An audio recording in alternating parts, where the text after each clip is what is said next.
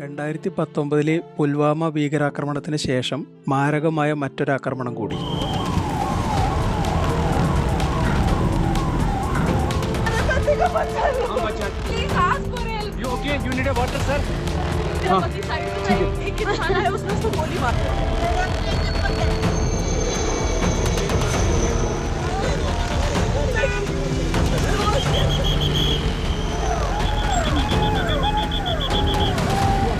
കാശ്മീരിലെ പഹൽഗാമിലെ ഈ ആക്രമണത്തിൽ ഇതുവരെ 28 പേർ കൊല്ലപ്പെടുകയും 15ഓളം പേർക്ക് പരിക്കേൽക്കുകയും ചെയ്തിട്ടുണ്ട്.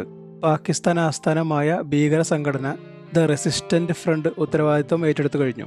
ഈ ആക്രമണത്തിൽ മുസ്ലിങ്ങളല്ലാത്തവരെ ചോദിച്ചറിഞ്ഞ ശേഷമാണ് വെടിവെച്ചു കൊന്നത്. 1921 കേരളത്തിലെ മാപ്പിള ലഹളയിലും സംഭവിച്ചത് തന്നെയായിരുന്നു.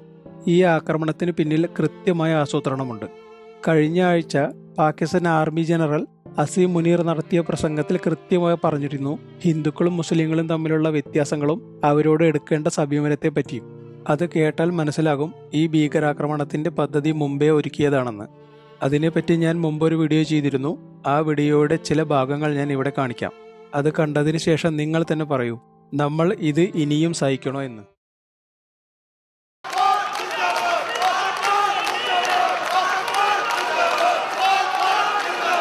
I'm really humbled to see these sentiments that you have shown towards the armed forces.